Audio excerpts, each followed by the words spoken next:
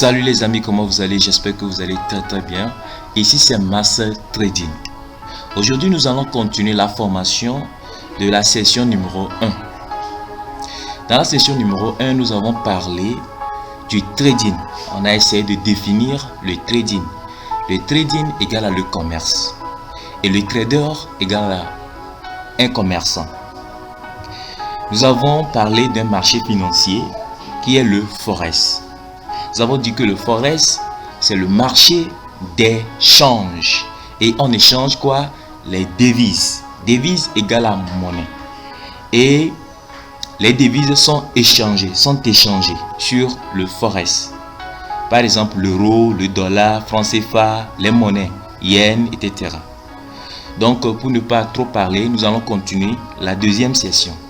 Mais si tu n'as pas vu la première vidéo, qui est la première session, alors je te recommande d'aller voir la première vidéo. Je vais laisser le lien ici. Donc, la fois dernière, nous sommes arrêtés ici. Nous sommes arrêtés sur la bourse, qui veut dire la bourse, c'est le marché qui est la bourse. C'est le marché des actions. Donc, ça veut dire que quoi? Si on parle de la bourse c'est quoi? La bourse égale à marché des actions. La bourse, c'est marché des actions. Marché des actions. Marché. Oh, désolé. Marché des actions. Marché des actions. Donc, la bourse, c'est le marché des actions. Maintenant, c'est quoi action? Si on parle de action, c'est la part d'une entreprise. C'est-à-dire, action, c'est quoi? C'est la part d'une entreprise. Par exemple, si je prends Amazon, si tu achètes une part de l'Amazon, ça veut dire que c'est l'action. La part que tu as achetée dans l'Amazon, c'est ce qu'on appelle action. Vous voyez? Donc, celui qui achète l'action, on l'appelle un actionnaire. C'est un actionnaire. Donc, c'est ça. Donc, on va essayer. Ce qui nous intéresse ici, c'est le Forex. Donc, mais à la fin, je vais essayer de vous comparer ça simplement. Donc, le Forex, c'est le marché des changes.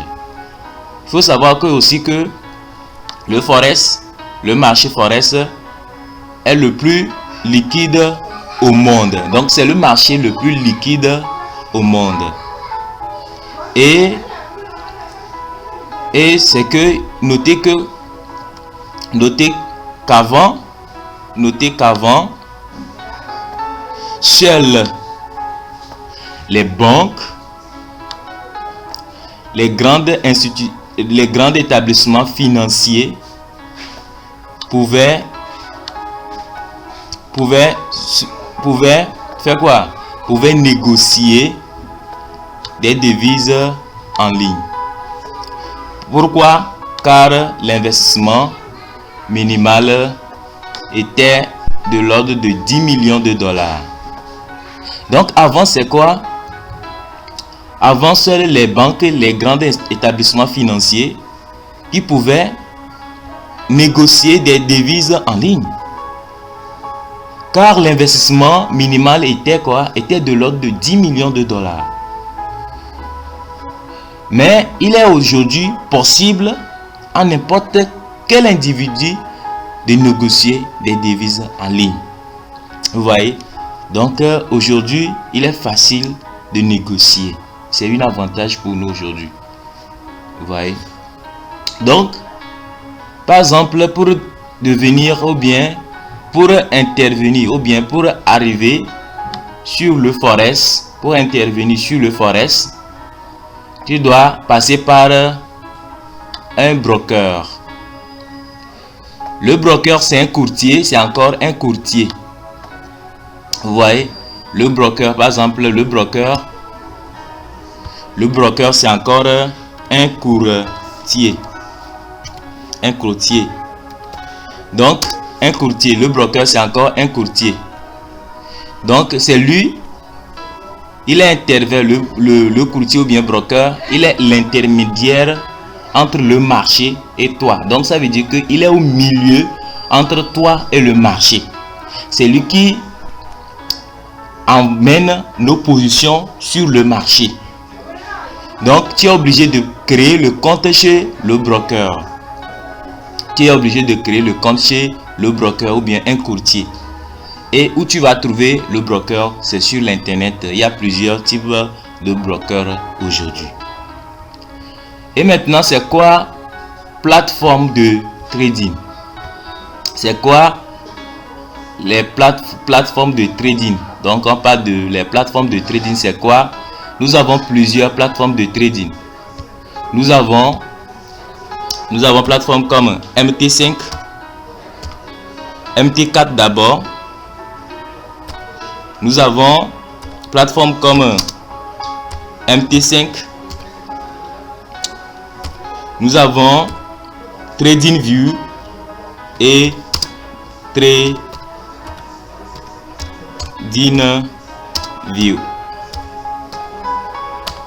Donc, en fait, d'autres brokers aussi proposent des plateformes. D'autres brokers proposent des plateformes. Donc, ne vous en faites pas pour ça. Donc, le Forex permet d'échanger toutes les devises au monde. Et certaines sont plus populaires et les plus échangées. Ils sont populaires et les plus échangés. Par exemple, le dollar. Le premier, c'est le dollar. L'euro, le yen, le livre sterling. Le franc CFA aussi, on échange ça. Mais les plus échangés sont le dollar, l'euro, yen et le livre. J'espère que vous avez compris. Donc, par exemple, ici, ça c'est le dollar. Tout ça là, ce sont les monnaies des pays. Vous voyez, ce sont leurs pourcentages qui est fait ici. Vous voyez, non? Donc, c'est ça. Maintenant, quelle est la comparaison entre le Forex et la bourse? J'espère que vous avez compris. Le Forex, c'est le marché d'échange. Marché d'échange. On échange quoi? Les devises. Par exemple, ici, on échange quoi? On échange les devises. On échange les devises sur le Forex. Et ici, c'est marché des actions. Marché des actions. J'espère que vous avez compris. Donc, avec Forex, c'est marché des devises. On n'échange que les devises. Mais sur la bourse, on échange des actions. On achète et on vend les actions. C'est le marché des actions. Donc, c'est la comparaison. Donc, tout ça, on ne va pas parler de ça. Donc, c'est quoi Spread? Spread, on va le voir après. Donc, on va le voir après. Donc, et le Forex, on va essayer de voir ça dans le tableau, la comparaison simple. Parce que tout ça là, ça ne... Donc, faut savoir que le Forex, c'est quoi? Le Forex, c'est le marché d'échange de devises. Alors que la bourse concerne l'achat et la vente des actions. Donc, Forex, c'est l'achat et la vente des devises par paire. On va voir ça après. Achat, la bourse, c'est l'achat, la vente des actions, de titres ou de valeurs. Si on parle de valeur, il faut savoir que c'est la bourse qui est le valeur. Donc, c'est ça. Donc, c'est ça la bourse qui est le valeur. Donc, c'est ça la comparaison entre le Forex et la bourse. Donc, c'est quoi les appels de marge? Les appels de marge, désolé, hein, les appels de marge pratiqués sur le Forex interviennent lorsque les les disponibilités sur le compte de l'investisseur ne sont plus suffisantes pour couvrir les positions qui ont été prises. J'espère que vous avez compris. Dès lors que le montant de couverture minimum requis par le courtier n'est plus atteint, l'investisseur doit réapprovisionner son compte ou sinon le courtier procède à la coupure automatique de sa ou de ses positions. Donc c'est ça, dès que le compte est insuffisant, compte de trading insuffisant, il n'y a pas de marge, donc le courtier doit faire appel au trader et après le trader doit réapprovisionner son compte. Mais s'il ne le fait pas, il est obligé de faire sortir du marché automatiquement. Donc c'est ce que cela veut dire. Donc c'est que le Forex est-il un marché risqué? Est-il un marché risqué? Il n'existe a priori aucun investissement ne présente aucun risque. Donc tout ce que vous voulez faire dans la vie, il y a toujours le risque. Il n'y a pas un investissement au monde qu'il n'y a pas de risque. Il y a toujours le risque. Donc c'est ça. Donc le risque, vous devez apprendre comment prendre des risques. Donc dans les vidéos à venir, nous allons parler de tout ça. Donc vous devez savoir que l'effet de levier est aussi très important sur le Forex. Donc proposer jusqu'à 400 fois le montant en compte. Fond du Forex, un marché risqué. Ça veut dire que tu peux prendre le risque de 4 fois le montant en compte du compte. Donc les utiliser avec raison. Donc fond du Forex, un marché risqué. Il faut donc les utiliser avec raison.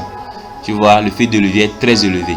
Par exemple, un investisseur qui a placé 1000 euros avec un levier de 100, soit ça veut dire que son compte, soit il devient 100 000 euros sur une opération d'achat suppôt de devises. Vous voyez, non? Donc c'est que le fait de levier permet de multiplier le compte. Donc c'est ça. Donc quels sont les avantages très importants? Les avantages du trading en fait sur le Forex. Donc ça veut dire que nous avons plusieurs avantages parce que le Forex est un marché liquide. Les transactions sont comment? Les transactions, si on parle des transactions, c'est achat ou vente, c'est les transactions ça. Peuvent y être exécutées instantanément sans aucune difficulté compte tenu des volumes négociés. Ça veut dire que les transactions peuvent y être exécutées instantanément. Vous voyez que c'est très bien. Donc le Forex est ouvert en continu 5 jours sur 7. Donc 24 heures sur 24. 24 heures sur 24. Donc 5 jours sur 7. Ça veut dire que de lundi à vendredi. J'espère que vous avez compris.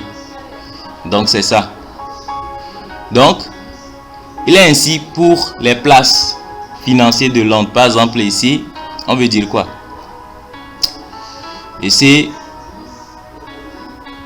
il existe un indiqué ici le fait que le marché du Forex fonctionne de cette manière. Il est rendu possible grâce à l'existence de différentes grandes places financières qui ont des créneaux d'ouverture différentes. Ça veut dire que ce sont des grandes places financières. Donc les grandes places financières, on a les places financières de Londres. Donc on a place financière de Londres, on a place financière de New York, de Tokyo et de Sydney. Donc ce sont des places financières. Ça veut dire que nous avons marché de Londres, marché de New York, marché de Tokyo et de Sydney. Donc nous allons parler de ça dans la suite des vidéos. Donc dans les jours à venir. Donc les marchés de Londres, les marchés de New York, les heures, les marchés de Tokyo, de Sydney. Nous allons parler de tout ça dans l'avenir. Donc ici il faut essayer de comprendre. Nous sommes dans la théorie. Donc dès qu'on va commencer à pratiquer, vous allez mieux comprendre. Mais ici, c'est la théorie pour que vous sachiez. Donc le forex permet de recourir à des effets de levier importants. L'effet de levier permet de faire quoi? De réaliser des gains conséquents. Ça veut dire que tu gagnes beaucoup avec l'effet de levier. Et avec l'effet de levier, tu vas aussi, si tu ne sais pas, tu vas perdre beaucoup. C'est exactement ça, c'est le contraire. Donc c'est à peu près ça. Donc pour résumer de tout ce qu'on vient de voir, vous devez savoir quoi? D'abord, c'est quoi le forex? C'est quoi la bourse? La bourse, c'est le marché des actions. Et marché des actions, l'action c'est quoi? C'est une part d'une entreprise. Si on parle de l'action, c'est une part de l'entreprise. Et il faut savoir que le forex, c'est un marché liquide. C'est le marché le plus liquide au monde. C'est ça, il faut le savoir. Que le forex permet d'échanger toutes les devises au monde. Comme des dollars, l'euro, yen, etc. Donc, par exemple, les plateformes. Ce sont des plateformes que nous utilisons. MT4, MT5, TradingView et d'autres. Donc, ces plateformes-là, ce sont des plateformes sur lesquelles vous allez trader, vous allez spéculer, vous allez investir vos fonds. Maintenant, c'est quoi le broker? Le broker, c'est encore un courtier. C'est chez lui que vous allez créer le compte. Parce que c'est lui qui va exécuter vos ordres. Amener vos positions sur le marché. Donc, c'est un courtier. Il est à l'intermédiaire entre vous et le marché financier. Maintenant, il faut savoir que la bourse, le trading, c'est un marché, c'est très important ceci, est un marché de gré à gré, accessible à tout le monde. La bourse, c'est un marché organisé. Spread, c'est quoi? On va voir ça prochainement. Donc, les horaires du marché, on a déjà parlé de ça. Donc, 24 heures sur 24 et 5 jours sur 7 déjà dit. Ouais, non. Donc, l'effet de levier est très important. Nous avons vu les appels de marge. Ça veut dire que l'appel de marge, c'est quoi?